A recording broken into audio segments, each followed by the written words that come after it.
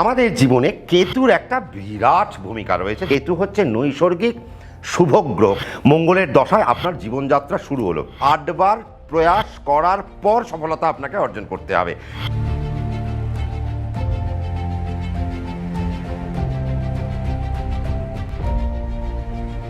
দেখুন, আজকে যদি আপনার লগ্ন অষ্টমে থাকে কি হয়, আমার লগ্নপতি অষ্টমে নেই, আপনার লগ্নপতি অষ্টমে বসে রয়েছে। তার মানে এবার আমি আর আপনি একটা কাজ করতে বেরোলাম, বা আমি আর আপনি ধরুন একটা ফোন কিনতে বেরোলাম। আমার একটা ফোন কিনতে 2 বার সময় লাগবে বা 20 মিনিট সময় লাগবে, কিন্তু আপনার সেই ফোনটা কিনতে হয়তো 2 ঘন্টা সময় লাগবে বা 2 দিন সময় লাগবে। কেন? তার কারণ আমি যে কাজটা 2 বারে সফল হব, আপনাকে সেই কাজটা 8 বার প্রয়াস করার পর সফলতা আপনাকে অর্জন করতে হবে।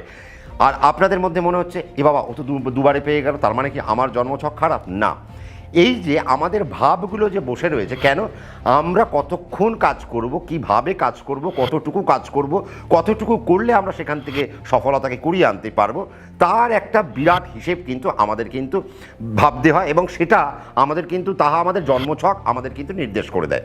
তাহলে চন্দ্র অনেক ভূমিকা, একটা বিরাট বড় ভূমিকা রয়েছে। কেন? দেখুন, তার কারণ আমাদের এই যে পঞ্চাঙ্গ নির্ভর করে কার উপর? লগ্নের উপর কি না, আমাদের পঞ্চাঙ্গ নির্ভর করে চন্দ্রের উপর। কেন? তার মানে চন্দ্র যে নক্ষত্রে বসলো, সেই নক্ষত্রের থেকে আপনার জীবনযাত্রা শুরু। ধরে নেওয়া যাক আপনার চন্দ্র অশ্বিনী নক্ষত্রে, তার মানে আপনার কেতুর মহাদশায় জন্ম। আপনার চন্দ্র ভরণী নক্ষত্রে, মানে আপনার শুক্রের মহাদশায় জন্ম। আপনার চন্দ্র হয়তো কৃত্তিকায়, তার মানে আপনার রবির মহাদশায় জন্ম। আমাদের কীরকমভাবে আমাদের আসে নক্ষত্রগুলো? কেতু, শুক্র, রবি, চন্দ্র, মঙ্গল, রাহু, বৃহস্পতি, শনি ও বুধ। তার মানে এইভাবে আপনার যদি কেতু, আপনার যদি চন্দ্র যদি মৃগশিরা নক্ষত্র, মানে আপনার মঙ্গলের দশায় জন্ম হলো, মঙ্গলের দশায় আপনার জীবনযাত্রা শুরু হলো। এই মঙ্গলকে, সেই মঙ্গল আপনার জন্মছকে কোন কোন ভাবকে ধরে রয়েছে, তার মানে আপনি কোন ভাব থেকে আপনার জীবনযাত্রা শুরু হলো, তার মানে আপনার প্রারব্ধ কি, আপনার ওই যে ভাবের কারক গ্রহ সে বলবে যে আপনার পূর্বজন্মে আপনার কী ছিল। বা আমি আপনাদেরকে অগ্নি, পৃথিবী, বায়ু, জল, আকাশ বলে দিলাম, যে এটি আপনি যখন আপনার পছন্দের অ্যাস্ট্রোলজারের কাছে যাবেন, তাকে একবার জিজ্ঞেস করে নেবেন যে আমার কোন নক্ষত্রে জন্ম হলো, এবং সে অগ্নি, পৃথিবী, বায়ু, জল, আকাশের মধ্যে কোন পার্টে পড়লো, এবং তার মানে আমি কোন জায়গা থেকে আমি শুরু করব। যদি আপনার জল হয়, তার মানে আপনার মধ্যে কোনো নেগেটিভ নেই, আপনার সাধুর জীবন আপনি পেয়েছেন। এবার জীবনকে আপনি যত সাজাবেন, আপনার জীবন তত সাজবে। এবার যদি ধরে নেওয়া যাক আপনার অগ্নিতে, তার মানে আপনার কিন্তু একটা পরীক্ষামূলক জায়গায়, কারণ অগ্নি পরীক্ষা বারবার দিতে হয়েছে, মা সীতাকেও অগ্নি পরীক্ষা দিতে হয়েছে। তার মানে আগুনের নক্ষত্রে, অগ্নিতত্ত্বের নক্ষত্রে আপনার জন্ম, তার মানে সেই আগুন নিভে যেতে পারে। তার মানে আপনাকে সেই আগুনকে ধরে রাখতে হবে, যতক্ষণ ধরে রাখবে ততক্ষণ সফলতা, যে আগুন নিভে গেল আপনার ব্যর্থতা। বোঝাতে পারলাম? তার মানে এই যে হিসেব, তার মানে আপনার জলতত্ত্বের নক্ষত্রে জন্ম হয়েছে। আপনি সেই জলে, আমরা সমুদ্রে যাই, কিন্তু সমুদ্রের কি মাঝখানে চলে যাই? তা তো না, আমরা সমুদ্রের মাঝখানে যাই না। কেন? ভয় পাই সমুদ্রের গভীরতা। তা আমরা সমুদ্রের পাড়ে দাঁড়িয়ে স্নান টান করে খুব আনন্দ পেয়ে আমরা আবার আমাদের হোটেলে চলে আসলাম। তার মানে বুঝতে হবে যে আজকে যদি আপনার জলতত্ত্বের নক্ষত্রে জন্ম হয়, আপনাকে আপনার নক্ষত্রের গভীরে যেতে হবে। এই গভীরে যাওয়াটা কিন্তু জানতে হবে। যদি আপনি গভীরে যেতে পারেন, তাহলে আপনার জীবনে কিন্তু একটা সর্বাঙ্গীন সুন্দর একটা জায়গা কিন্তু তৈরি হবে। এবার আমাদের জীবনে কেতুর একটা বিরাট ভূমিকা রয়েছে, যেটা আমরা কিন্তু ভাবতে পারি না। এবং কেন জানেন? তার কারণ আমাদের এই যে কেতু কোথায় অবস্থান করছে, কেতুর কোনো চোখ নেই, কেতুর শুধু মন আছে, কেতুর আর কিচ্ছু নেই। আর আমি আপনাদেরকে একটা কথা বলবো, সেটা হচ্ছে কেতু হচ্ছে আপনাদের অনেকের কাছে কেতু হচ্ছে খুব অশুভ গ্রহ, বাট আমার কাছে বা আমার গুরুর কাছে বা আমার যে ঘরানা, সেই ঘরানার কাছে আমাদের গুরু যখন আমাদেরকে শেখাচ্ছেন, তিনি কিন্তু আমাদের বলছেন যে কেতু হচ্ছে নৈসর্গিক শুভ গ্রহ। কেন? তার কোনো চোখ নেই। দেখুন, আমার যদি চোখ না থাকে, আমার কাছে পুরো পৃথিবীটাই অন্ধকার।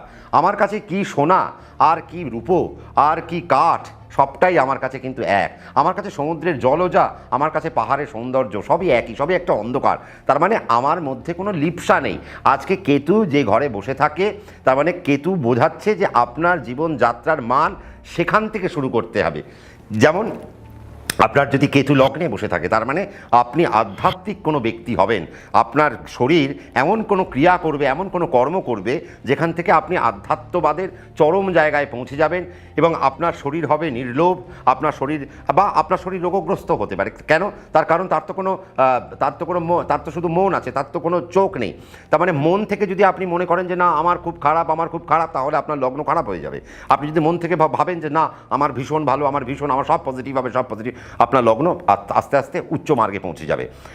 আমাদের কি আছে, আমাদের দ্বিতীয় ভাব, আজকে লগ্নের দ্বিতীয় ভাবে অর্থ ভাব। দেখবেন কেতু যদি দ্বিতীয় ভাবে বসে থাকে, তার মানে আমরা অনেক সময় বলি কেতু দ্বিতীয় ভাবে তার মানে আমার কিন্তু অর্থ আসবে না। না, কেতু হচ্ছে সন্ন্যাসী, কেতু হচ্ছে সাধু, কেতু হচ্ছে স্পিরিচুয়াল গুরু। কেন? সে যেখানে তার এবার ন্যাচারালি তার মধ্যে কোনো লোভ নেই, তার মধ্যে কোনো লালসা নেই, সে শুধু ক্রমশ নিজের মধ্যে অবস্থান করছে। তার ওই নিজের অবস্থানটা কেন? তার কারণ সে প্রচণ্ড পরিমাণে প্র্যাকটিস করছে তার ইনার জায়গা। তার মানে কেতু হচ্ছে আমাদের ভেতরের অবস্থান, আমাদের রাহু হচ্ছে আমাদের আউটার অবস্থান। এই যে আমাদের বাইরের যে সৌন্দর্য, অমুক তমুক, আমি একটা ঘড়ি পরেছি, একটা সুন্দর একটা চশমা পরলাম, একটা ভালো জামা কাপড় পরলাম, এটা রাহু। আর আমাদের ভেতরটা হচ্ছে কেতু।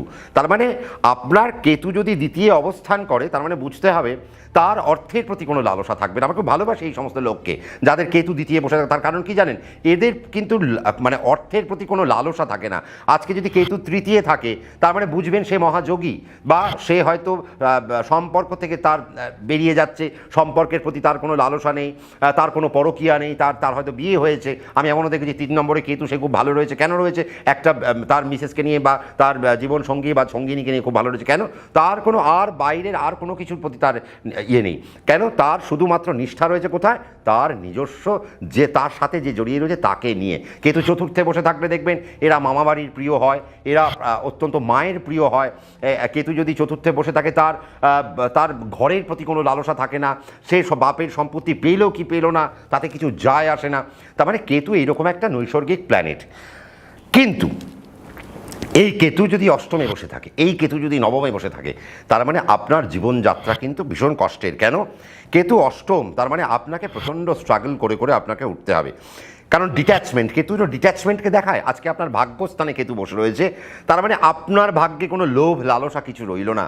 এবার ভাবুন এই বিষয়টা, আপনি একবার ঘুমোতে ঘুমোতে আমার এই কথাটা ভাববেন যে আপনার ভাগ্যের কোনো লোভ নেই, আপনার ভাগ্যের কোনো লালসা নেই।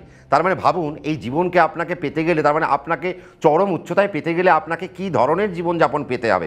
এবং দেখবেন নবমে কেতু যাদের, তাদের সত্যিই তাদের কোনো লোভ থাকে না, লালসা থাকে না, তারা প্রচণ্ড, দেখবেন আপনাদের যদি কারো নবমে কেতু থাকে, আপনারা দেখবেন আমার এই কথার সাথে আপনারা মিলিয়ে নেবেন যে আপনারা প্রচণ্ড ত্যাগী। আপনাদের হয়তো আপনারা সোনা দানা সব পড়ছেন, বাট তাও সেটা যদি হাত থেকে খুলেও নেওয়া হয় তাতেও আপনার কোনো বিরক্ত আসবে না।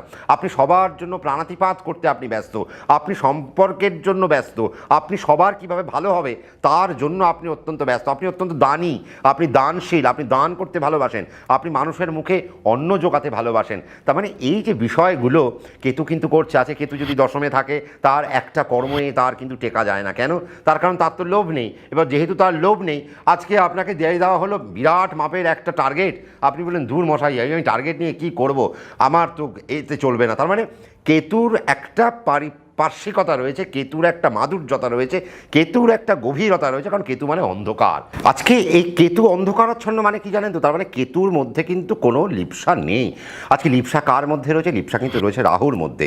আমাদের মনের কিন্তু চাহিদা আছে, আবার আমাদের দেহেরও কিন্তু কিছু কিছু চাহিদা আছে। সেটা আপনারা মানে বিজ্ঞানসম্মত উপায়ে যদি ভাবেন তাহলে কিন্তু বুঝতেই পারবেন যে আমাদের দেহেরও কিন্তু আমাদের কিছু চাহিদা রয়েছে।